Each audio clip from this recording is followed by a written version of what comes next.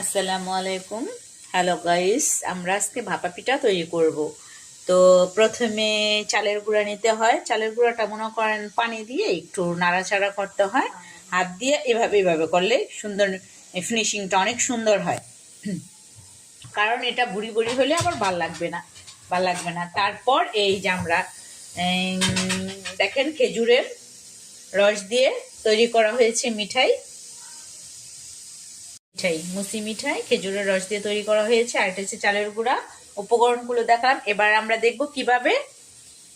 এবার এই সহজ, আপনারা দেখবেন এই যে এইভাবে একটা পাতলা একটা নেট দিয়ে বা কেউ না থাকলে পাতলা ওড়না দিয়ে এই যে এভাবে এভাবে দিয়ে পাতিলার নিচে আবার পানি দিতে হয়।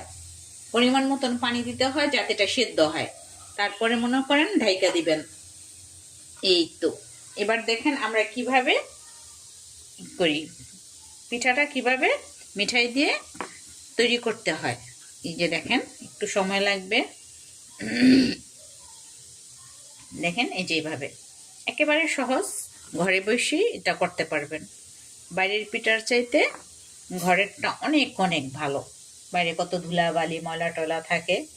যেভাবে ওইটা সিদ্ধ হয়ে গেলে আবার এটা দিয়ে দিবেন। কাঁচের এরকম এরকম প্লেট থাকলে বা বাটি থাকলে ছোট্ট ছোট যদি চেতনা হয় আরো বেশি ভালো হয়। এবার আমরা সরাটা সরিয়ে নিব। তারপর দেখব সেদ্ধ হয়েছে কিনা। সেদ্ধ হয়েছে কিনা এভাবে দেখতে হয়, সেদ্ধ হয়েছে কিনা।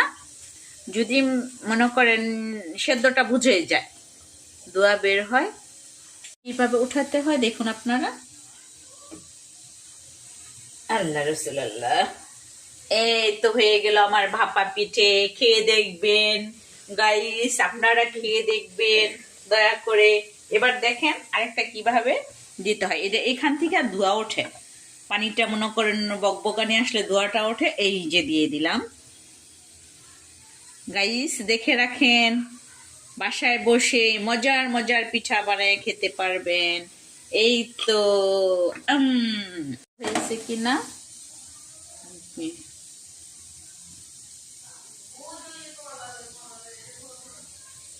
একটু হবে,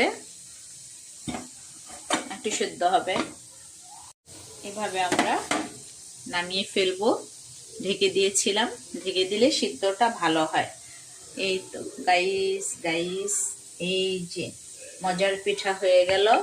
আচ্ছা আপনারা দেখবেন, অবশ্যই বাসায় বসে এটা করবেন, তৈরি করবেন, খেয়ে দেখবেন ফ্যামিলি নিয়ে।